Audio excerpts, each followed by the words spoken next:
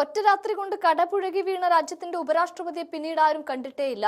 അതിനു പിന്നാലെ അടുത്ത ഉപരാഷ്ട്രപതി സ്ഥാനാർത്ഥിയെ ബിജെപിയും കോൺഗ്രസും നോമിനേഷൻ പത്രികയും നൽകി തെരഞ്ഞെടുപ്പിനുള്ള കാഹളവും മുഴങ്ങി നിൽക്കുമ്പോഴും ജഗദീപ് ധൻകർ എന്ന ഉപരാഷ്ട്രപതിയെ ആരും കണ്ടതുമില്ല, കേട്ടതുമില്ല. വീട്ടുതടങ്കലിൽ അമിത്ഷാ പൂട്ടിയിട്ടേക്കുകയാണോ എന്ന തരത്തിൽ കാണാനില്ലായ്മയെ ത്വരിതപ്പെടുത്തുന്ന പല വാർത്തകളും പുറത്തുവന്നു. കാണാനില്ല എന്ന പോസ്റ്ററുകൾ രാഷ്ട്രീയ ഇന്ത്യയുടെ ചുവരുകളിൽ അങ്ങനെ തൂങ്ങി. അപ്പോഴും എവിടെയാണ്, എങ്ങനെ ഇരിക്കുന്നു എന്നുള്ള ഒരു ഉത്തരവുമില്ല. അസുഖബാധിതനായതിനെ തുടർന്നാണ് ഈ രാജി എന്ന് പ്രസിഡന്റ് നൽകിയ രാജിക്കത്തിൽ ജഗദീപ് ധൻകർ കുറിക്കുകയും ചെയ്യുന്നുണ്ട്. എന്നാൽ ഇപ്പോഴിതാ ജഗദീപ് ധൻകർ പുറത്തേക്ക് വന്നിട്ടുണ്ട്. തന്റെ സ്ഥാനങ്ങൾ തന്നവർ തന്നെ ഇനിയും വർഷങ്ങൾ തുടരാനിരിക്കെ പുറത്താക്കുമ്പോൾ ചിലത് കണക്കുകൂട്ടി ചോദിക്കുകയാണ് അദ്ദേഹം. ഒരു പാർട്ടിയുടെയും ഒരു നേതാവിന്റെയും ഒത്താശയോടെയോ ഔദാര്യത്തോടെയോ തനിക്ക് കിട്ടേണ്ടതല്ലാത്ത, എന്നാൽ രാജ്യത്തെ ജനങ്ങൾ വിജയിപ്പിച്ച് അധികാരത്തിൽ കയറ്റിയതിന്റെ ചില കണക്കുകളും അതിന് കിട്ടേണ്ട ചില്ലറയുമുണ്ട്. അത് തന്നേ പറ്റൂ എന്നതിനുള്ള അപേക്ഷ കൊടുത്തിരിക്കുകയാണ് മാസങ്ങൾക്കിപ്പുറം ജഗദീപ് ധൻകർ. പറഞ്ഞു വരുന്നത്, ഉപരാഷ്ട്രപതി സ്ഥാനത്ത് നിന്ന് രാജിവെച്ച ജഗദീപ് ധൻകർ രാജസ്ഥാനിലെ MLA പെൻഷന് വേണ്ടി അപേക്ഷ നൽകി എന്നതാണ്.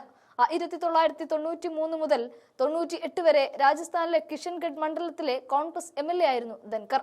2019 ബംഗാൾ ഗവർണറായപ്പോൾ നിലച്ച പെൻഷൻ പുനഃസ്ഥാപിക്കുന്നതിന് വേണ്ടിയാണ് അപേക്ഷ നൽകിയത്. ഉപരാഷ്ട്രപതി സ്ഥാനത്ത് നിന്നുള്ള രാജി അംഗീകരിച്ച ദിവസം മുതൽ പെൻഷൻ അനുവദിക്കുമെന്നും രാജസ്ഥാൻ നിയമസഭാ സെക്രട്ടേറിയറ്റ് അറിയിക്കുകയും ചെയ്യുന്നുണ്ട്.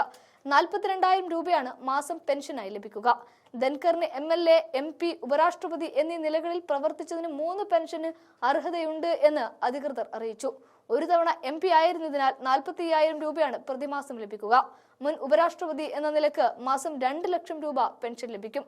പുറമെ ടൈപ്പ് 8 ബംഗ്ലാവ്, 3 പേഴ്സണൽ സെക്രട്ടറിമാർ, 4 അറ്റൻഡന്റ്മാർ, 1 ഡോക്ടർ, 1 നഴ്സിംഗ് ഓഫീസർ എന്നിവരുടെ സേവനവും ലഭിക്കും. മുൻ ബംഗാൾ ഗവർണർ എന്ന നിലയ്ക്ക് പെൻഷൻ ലഭിക്കില്ലെങ്കിലും ജീവനക്കാരെ നിയമിക്കുന്നതിന് മാസം 25,000 രൂപ അലവൻസായും ലഭിക്കും. എന്നാൽ അതേസമയം അഭ്യൂഹങ്ങളിൽ നിറഞ്ഞു നിന്നവരെല്ലാം ഒഴിവാക്കിയാണ് ഉപരാഷ്ട്രപതി സ്ഥാനാർത്ഥിയായി CP രാധാകൃഷ്ണനെ BJP ഇപ്പോൾ തെരഞ്ഞെടുത്തിരിക്കുന്നത്. പാർട്ടിയുമായി ഉടക്കി പടിയിറങ്ങിയ ജഗദീപ് ധൻകറിന് പകരക്കാരനായി തലമുതിർന്ന നേതാവിന് തന്നെയാണ് BJP നിശ്ചയിച്ചിരിക്കുന്നത്. കൂടാതെ ദക്ഷിണേന്ത്യയിൽ നിന്ന്, പ്രത്യേകിച്ച് തമിഴ്നാട്ടിൽ നിന്നുള്ള നേതാവിനെ ഉപരാഷ്ട്രപതി സ്ഥാനത്തേക്ക് നിയോഗിക്കുമ്പോൾ അതിന്റെ രാഷ്ട്രീയ മാനങ്ങളും ഒട്ടേറെയാണ്. തമിഴ്നാട്ടിൽ നിന്നുള്ള മുതിർന്ന BJP നേതാവാണ് CP രാധാകൃഷ്ണൻ. 1957 ഒക്ടോബർ 20 തിരുപ്പൂരിൽ ജനിച്ച രാധാകൃഷ്ണൻ ബിസിനസ് അഡ്മിനിസ്ട്രേഷനിൽ ബിരുദമുണ്ട്. RSS, ജനസംഘം എന്നിവയിലൂടെയാണ് പൊതുരംഗത്തെത്തിയത്. 1974 ജനസംഘത്തിന്റെ സംസ്ഥാന എക്സിക്യൂട്ടീവ് കമ്മിറ്റി അംഗമായി മാറി.